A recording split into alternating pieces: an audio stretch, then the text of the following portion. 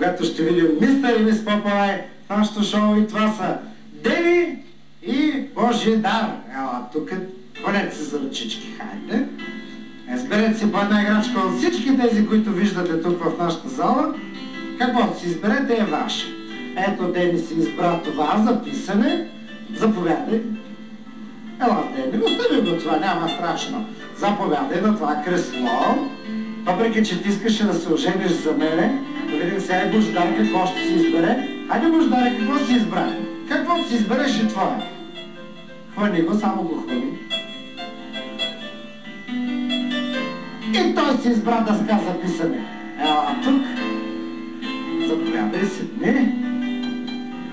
Сега ще получите по една страхотна торта за подарък. По случай това, че ставахте мистер и мис Попълай, едната торта е полегнало слонче, а другата тортичка, къщичка с покривче, с прозорчета. Ще се ожениш ли сега за Божидар? Не чух много добре си. Ти ще се ожениш ли за Дени? Да. Ще има сватба. Давам ти я, въпреки че искаш да се ожени за мене, целунете се, младоженци, целунете се, отиваме всички да разберат комачерти. Довиждане, гледайте ми всяка събота, 9 часа по битки ви.